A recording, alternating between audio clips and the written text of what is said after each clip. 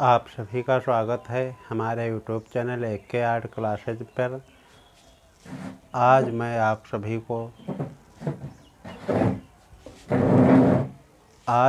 सभी को समय के बारे में बताऊंगा। तो देखिए क्या है।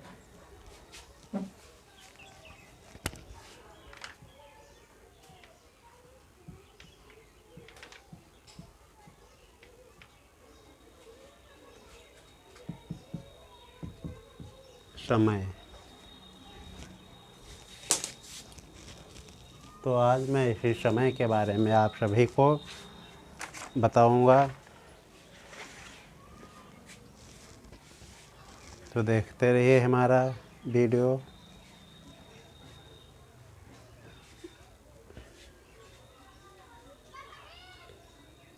तो सर्वप्रथम देखिए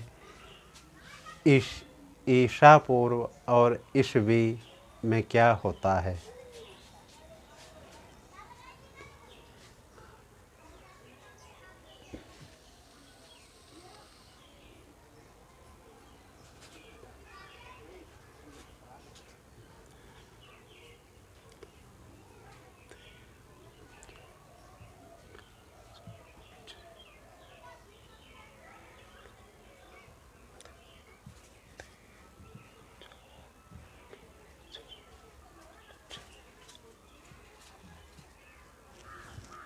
तो सर्वप्रथम आप देखिए कि ईसा पूर्व और ईसवी में क्या फ़र्क होता है या क्या अंतर होता है।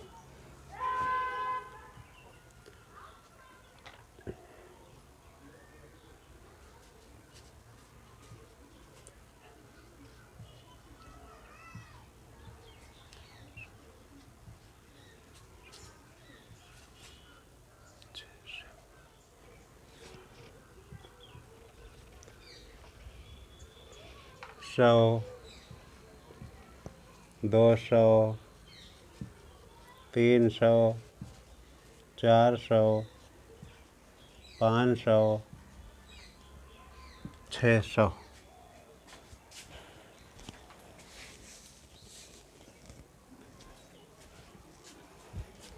तो पहले जो था वह ईसा मसीह के जन्म का समय जो है वह या उसी के समय से ईसवी का प्रारंभ माना जाता है कैलेंडर के अनुसार।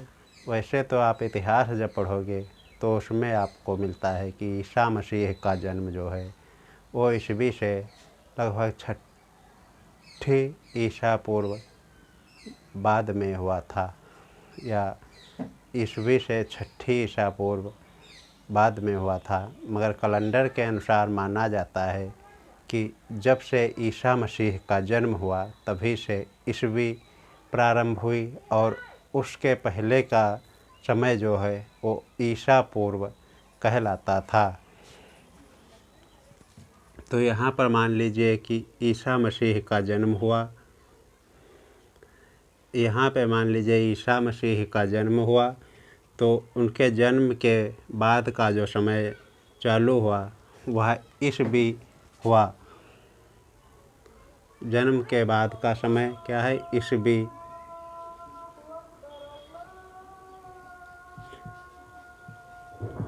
ईसवी। और उनके जन्म के पहले का समय जो था वह ईसा पूर्व था। ईसा पूर्व था। इस ईसवी को आप संक्षेप में इस प्रकार से भी लिखा जाता है, ईसवी। और यदि अंग्रेजी में के अक्षरों में आप देखोगे तो वहाँ पे आपको ए और डी लिखा हुआ मिलेगा, और इस ईसा पूर्व को संक्षेप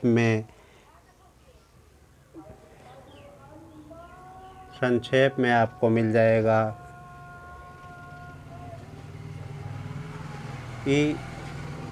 ईसा पूर्व, इस प्रकार। और अंग्रेजी के अक्षरों के अनुसार इसे BC में लिखा हुआ मिलता है।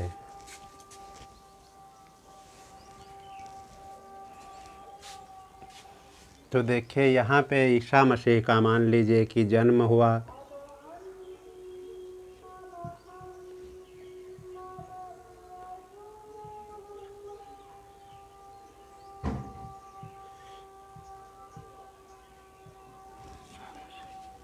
ईसा मसीह का जन्म हुआ और इसी जन्म से जो पहले का समय है वह ईसा पूर्व और उनके बाद का समय ईसवी कहलाता है।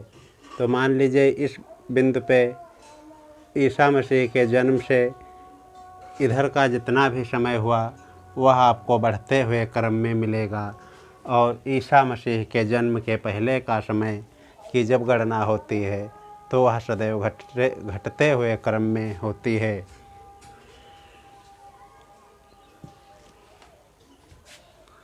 तो देखिए क्या है, यहाँ इस 0 पॉइंट से ईसा मसीह का जन्म मान लीजिए तब से ईस्वी का प्रारंभ हुआ तो 100, 200, 300, 400, 500, 600 इसी प्रकार से 700, 800 और 1000, 2000 ईस्वी आता है।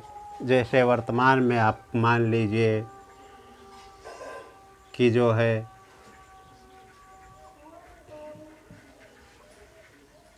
1000 और 2000 ईस्वी और उसके बाद का समय चल रहा है तो 2022 यानी 2022 चल रहा है वर्तमान में। तो इधर आप भी इस प्रकार से देख सकते हो 1000, 2000, 5000 इसी प्रकार से 1000, 10,000 आदि समय माना जाता है। तो जब आप कला के संबंधित इतिहास पढ़ते हो या भारतीय कला का पूरा पाषाण काल या मध्य पाषाण काल या नव पाषाण काल आप पढ़ते हो तो वहाँ पे आपको ईसा पूर्व का समय दिया हुआ होता है। तो वह आपको बहुत ही ध्यान रखना चाहिए क्योंकि बहुत से छात्र ऐसे होते हैं वह ईसा पूर्व और ईस्वी में जल्दबाजी में ध्यान नहीं देते हैं कि क्या दिया हुआ है, ईसा पूर्व दिया हुआ है या ईस्वी दिया हुआ है। तो क्लियर हुआ।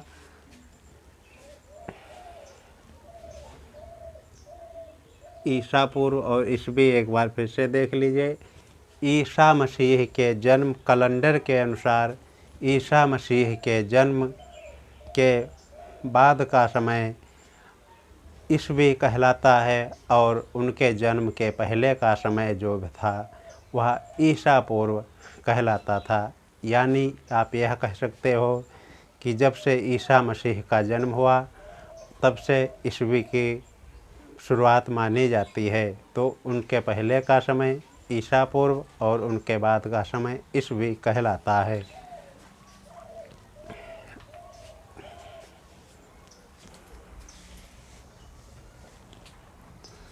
अब आप देखिए समय, अब इसे छोटी इकाइयों में किस प्रकार से लिखा जाता है वह देख लीजिए। जैसे क्या है, आपको हम बताएंगे समय का छोटी इकाई। तो सर्वप्रथम देखिए क्या है,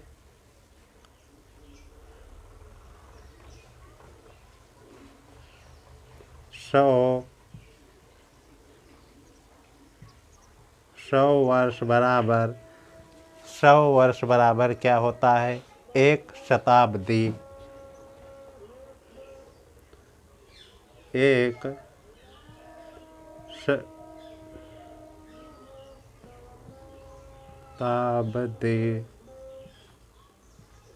शताब्दी या एक शती ईस्वी या एक शताब्दी ईस्वी।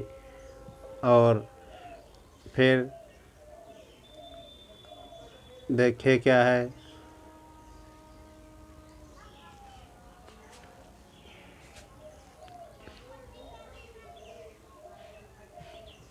10 वर्ष बराबर क्या होता है? एक दशक। एक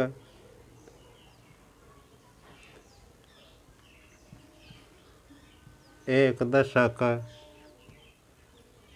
एक दशक और 100 वर्ष बराबर एक शताब्दी, और एक वर्ष बराबर यानी यही नहीं 10 वर्ष बराबर एक दशक। और उसके बाद देखिए क्या है,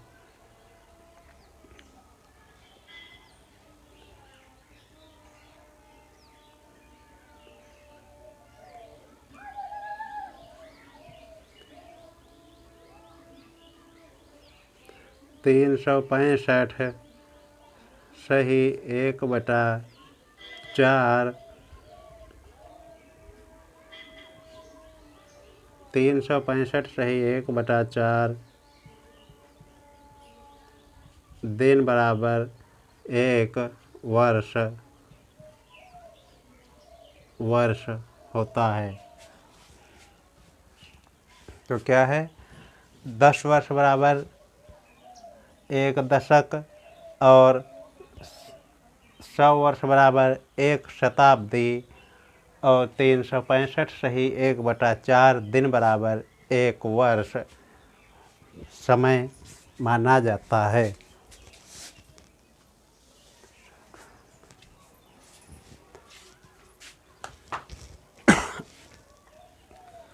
अब आप देखिए आगे, जैसे मान लीजिए वर्तमान में आपको कहीं कहीं पे लिखा होता है पुस्तकों में, किसी व्यक्ति का जन्म 11वीं शती ईस्वी में और किसी का व्यक्ति 9वीं शती ईस्वी में। जैसे आप कला में यदि पढ़ोगे तो वहाँ पे को मिल जाता है कि अजंता गुफाओं का समय जो है निर्माण काल कहीं कहीं पे आपको मिल जाएगा 528 ईसा पूर्व 528 ईस्वी, और कहीं आपको उसे 6ठी शताब्दी ईस्वी लिखा हुआ मिलता है। तो वह देखिए क्या होता है। जैसे मान लीजिए कि आपका यह एक वर्ष से और 100 वर्षों के बीच का समय बराबर क्या हो गया, एक शताब्दी वर्ष। तो क्या है, एक वर्ष से 100 वर्षों के बीच का समय क्या होगा, एक शताब्दी वर्ष या प्रथम शताब्दी वर्ष।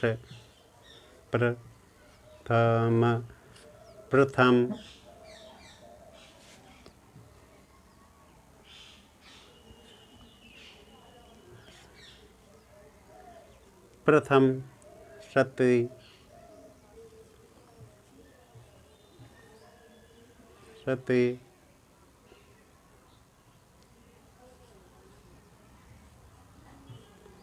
प्रथम शती वर्ष या प्रथम शताब्दी वर्ष। शती 100 वर्ष में एक शताब्दी या इसे एक शती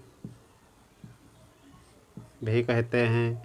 उसी प्रकार से यानी क्या हुआ, जैसे कहीं पे लिखा हो कि 528 ईस्वी या 525 ईस्वी, या कहीं पे आपको मिल जाता है कि 625 ईस्वी, तो वहाँ पे आपको कहीं कहीं ये 525 को जो लिखा होगा वह 6ठी शताब्दी लिखा हुआ मिलता, और कहीं कहीं पे 500 जैसे 626 लिखा हुआ है तो उसको आपको 7वीं शताब्दी ईस्वी लिखा हुआ मिलता है। तो जो यह एक वर्ष का समय होता है वो 1 से 100 वर्षों के बीच का समय जो है वह एक शती वर्ष कहलाता है। तो जैसे 500 जो लिखा हुआ है, आप अजंता गुफाओं का उदाहरण देख सकते हैं। वहाँ पे आपको मिल जाता है कि 525 ईसा पूर्व 525 ईस्वी 525 ईस्वी और कहीं पे लिखा हुआ मिल जाएगा छठी सती ईस्वी। तो क्या देखना है यहाँ पे खास करके,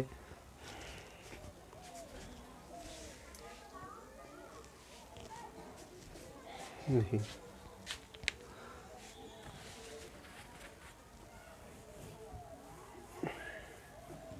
आप इधर देख लीजिए, जैसे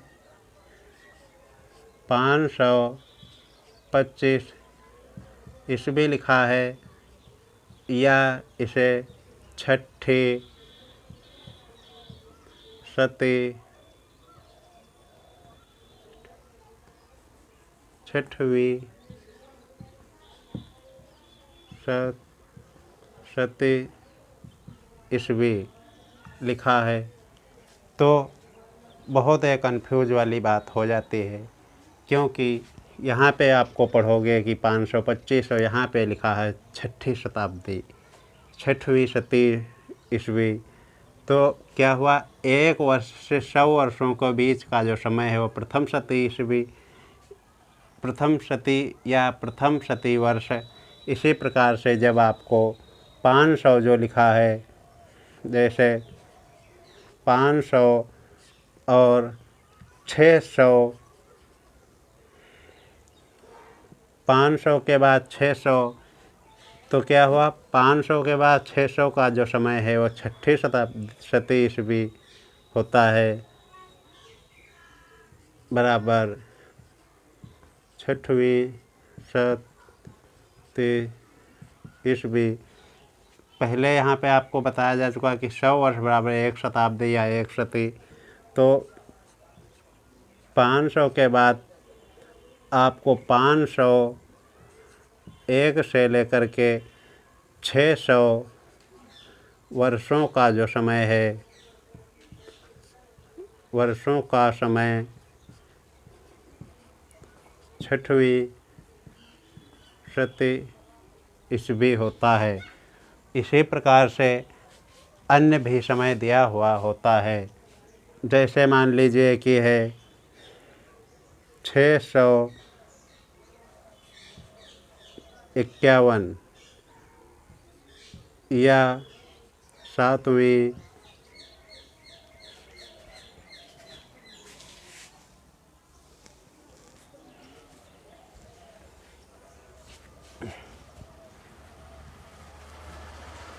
जैसे मान लीजिए यहाँ दिया हुआ है कि 651 ईस्वी, या आपको इसे लिखना है शताब्दी ईस्वी में, तो आप कैसे लिखोगे, तो आपको लिखना है कि 7वीं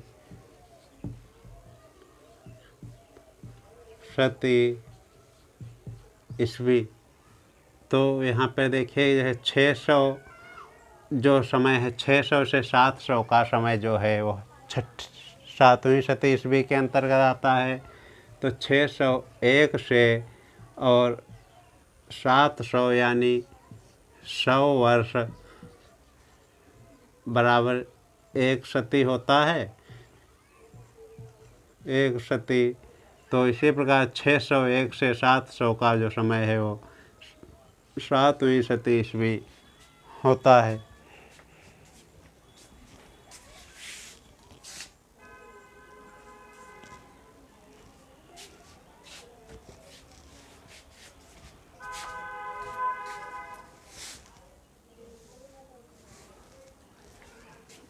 अब तो ये हो गई ईस्वी की बात। अब आप देखें कि ईसा पूर्व को भी देख लीजिए क्या है।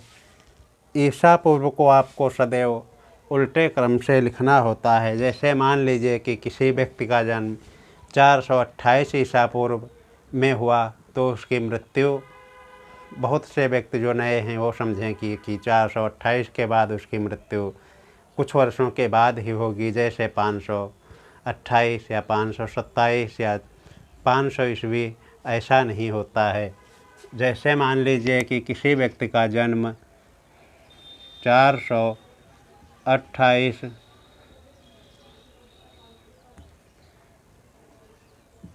ईसा पूर्व में हुआ तो उसकी मृत्यु आपको अब देखना है कब होगी। तो बहुत से व्यक्ति यह समझेंगे कि इसकी मृत्यु 500 के लगभग होगी। ऐसा कदापि नहीं, क्योंकि ईसा पूर्व का जो समय है वह आपको घटते हुए क्रम में लिखना होता है। तो 528 ईसा पूर्व में 428 ईसा पूर्व में किसी व्यक्ति का जन्म हुआ तो उसकी मृत्यु आपको लिख लीजिए, मान लीजिए कि 350 ईसा पूर्व होगी।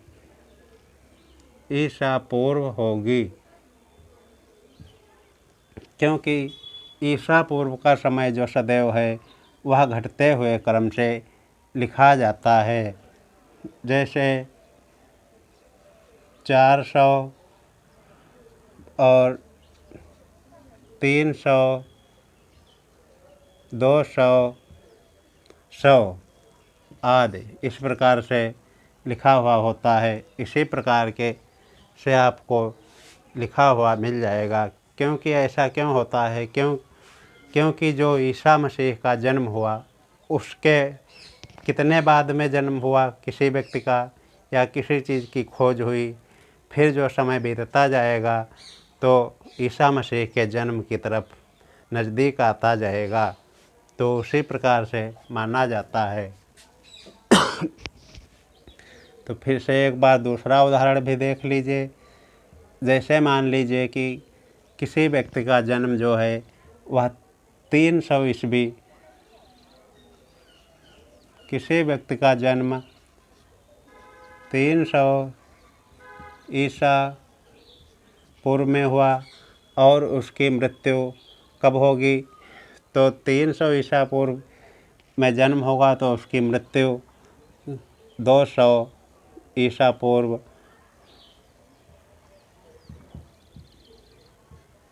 में मान लीजिए हो सकती है। तो वह व्यक्ति कितने वर्ष जीवित रहा?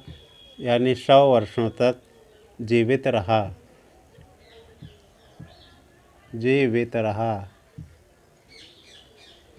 वह व्यक्ति 100 वर्षों तक जीवित रहा। वह व्यक्ति 100 वर्षों तक जीवित रहा। तो इस प्रकार से हमें उम्मीद है कि यह वीडियो आपको पसंद आएगा और आप अधिक से अधिक लोगों को शेयर करोगे, जिससे कि उनको भी इस वीडियो से कुछ खास जानकारी प्राप्त हो सकी। ऐसी मैं आशा करता हूँ कि यह वीडियो आपको पसंद आए और आपके ज्ञान में वृद्धि करे। इसी उम्मीद के साथ जल्द ही आपको मिलेंगे अगले वीडियो में। तब तक के लिए जय श्री राम। देखते रहिए हमारा YouTube channel AK art classes. हमारा मोबाइल नंबर 9792501685। चैनल का नाम है AK art classes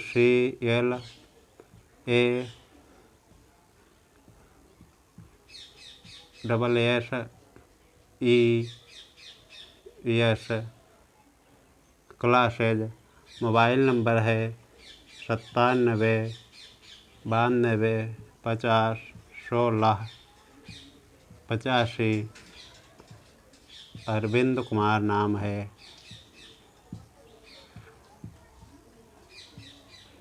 Arvind Kumar Verma. तो इसी उम्मीद के साथ जल्द ही मिलेंगे आपको अगले वीडियो में। तब तक के लिए जय श्री राम।